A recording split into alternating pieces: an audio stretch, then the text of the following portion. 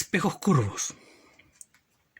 Tenemos dos espejos curvos, en este caso el espejo de tipo convexo y cóncavo.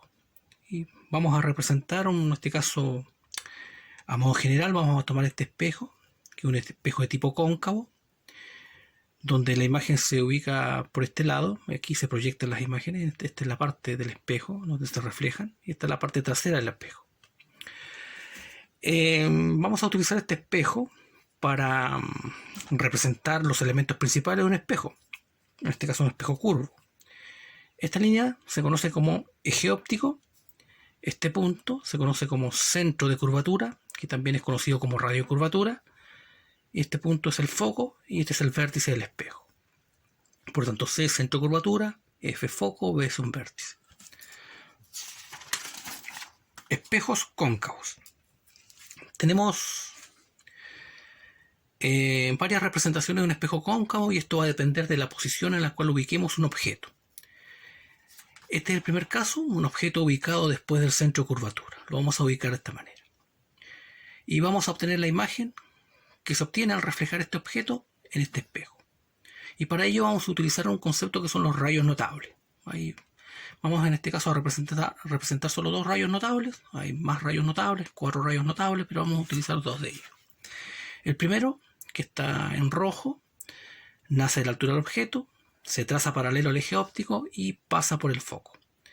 El segundo nace de la altura del objeto, pasa por el foco y se proyecta paralelo.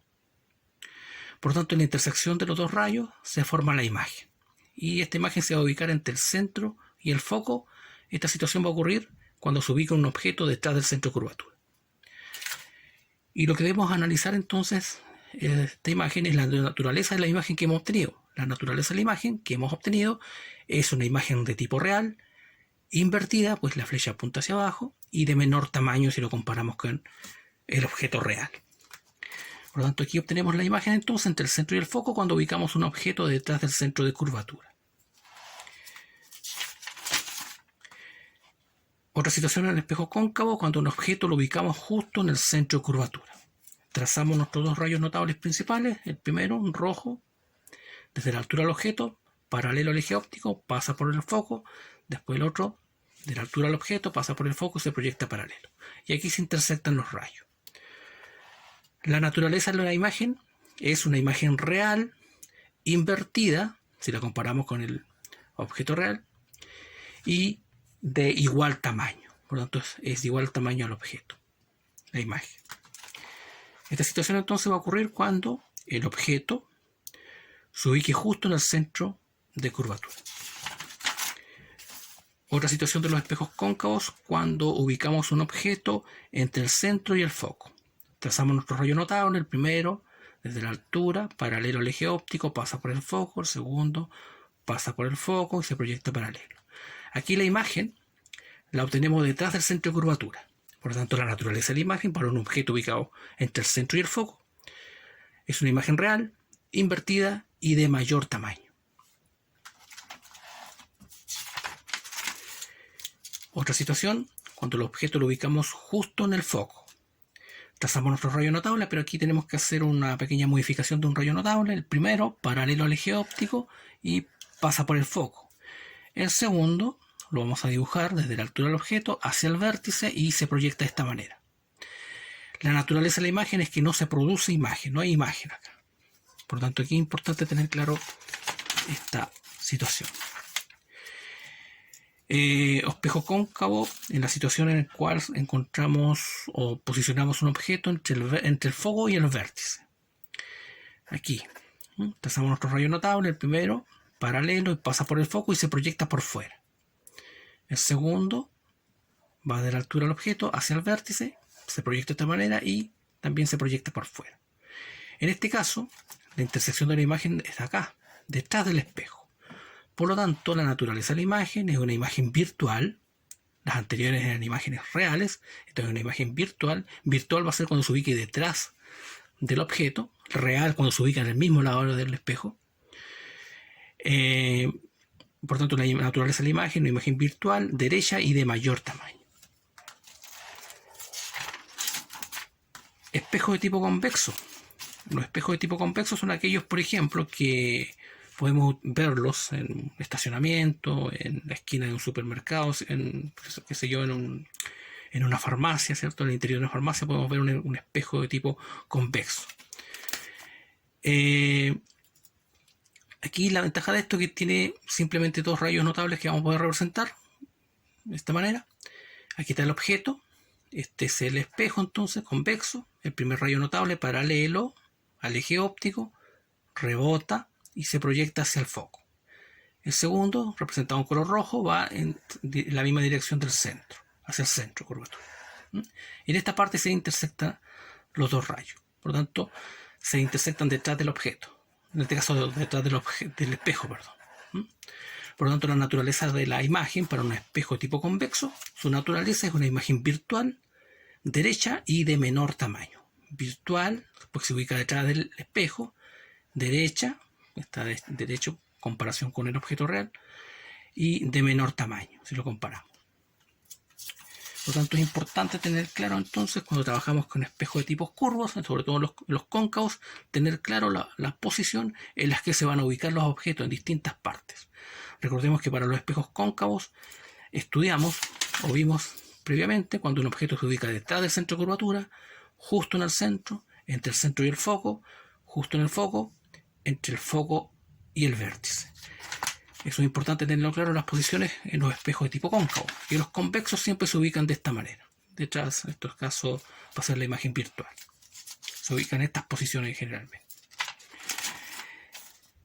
Ecuación de los espejos. Esta ecuación también se conoce como ecuación de Descartes. Por lo tanto, para representar la ecuación de los espejos, vamos a utilizar de referencia un espejo cóncavo. Por lo tanto, las ecuaciones van a ser válidas tanto para los cóncavos y convexos. Y como reitero, entonces vamos a utilizar este esquema, que es un espejo cóncavo, para representar las ecuaciones de Descartes. Aquí tenemos la representación gráfica, entonces tenemos un objeto ubicado en el centro de curvatura y trazamos estos rayos notables y aquí se intersectó entonces los rayos, por lo tanto la imagen se formó de esta manera. Pero lo importante simplemente es conocer qué es cada distancia. La primera es DO. DO es distancia del objeto al vértice, de esta distancia, del objeto al vértice. Vamos a llamarla DO. R es la distancia del centro al vértice, R, o radio de curvatura. DI es la distancia de la imagen al vértice, DI. FB va a ser la distancia focal y la vamos a representar con una F minúscula. Por lo tanto, las ecuaciones de espejos, en este caso curvos, también conocemos como ecuación de Descartes, queda representada mediante las siguientes expresiones: 1 partido de I, 1 partido por la distancia de imagen, más 1 partido de O es igual a 2 partido en R. Aquí tenemos una primera relación. Después la otra es 1 partido de I más 1 partido de O es igual a 1 partido en la distancia focal. El aumento generalmente se define con la letra M, pero también podemos usar la A de aumento. Por lo tanto, lo importante es simplemente tener claro qué es cada variable. El aumento es igual a DO, distancia objeto, partido distancia imagen, es igual a menos AO, altura objeto, partido altura imagen. Esto es el aumento. Por lo tanto, es importante tener claras estas tres ecuaciones. A continuación vamos a desarrollar un par de ejemplos. En el ejemplo número 1 tenemos un objeto de 8 centímetros de altura, ubicado a 60 centímetros en un espejo cóncavo, con una distancia focal de 20 centímetros. Hallar la naturaleza de la imagen. Por lo tanto, en física siempre es importante anotar los datos. Datos entonces: AO, altura objeto, 8 centímetros. DO, distancia objeto, 60 centímetros. F, la distancia focal, 20 centímetros. Por lo tanto, aquí vamos a utilizar esta ecuación para poder determinar entonces el valor de I, que es la distancia imagen. 1 partido de I más 1 partido de O es igual a 1 partido en F. Pues la ecuación que vamos a utilizar va a estar de acuerdo a los datos que tenemos. 1 partido de I lo bajamos, más 1 partido de O vale 60 centímetros, es igual a 1 partido de F vale 20 centímetros. Despejamos de ahí, el 1 partido en 60 pasa restando la ecuación. Esto podemos llevarlo a decimal si queremos, o sacar mínimo común múltiplo. Nos quedaría de esta manera con mínimo común múltiplo, pero lo importante es despejar de ahí. En este caso de ahí nos da como resultado 30 centímetros. La distancia de imagen entonces es igual a 30 centímetros. Como reitero, hasta aquí llega la física y aquí solamente es matemática nomás al despejar una variable, que en este caso es de i. El aumento nos va a permitir obtener, en este caso utilizar la ecuación de aumento, nos va a permitir obtener la altura de la imagen, el AI. Por lo tanto, DO partido de I es igual a menos AO partido AI. DO 60 centímetros, de I 30 centímetros, lo que acabamos de determinar, menos AO que es 8 centímetros y AI es nuestra variable incógnita. Multiplicamos cruzado, pues una proporción, despejamos ahí y nos da menos 4 centímetros. Por lo tanto, la naturaleza de la imagen es una imagen real, es invertida y de menor tamaño. Ejemplo número 2. La imagen reflejada en un espejo convexo es 80% del tamaño del objeto, cuando éste se encuentra a 10 centímetros del espejo.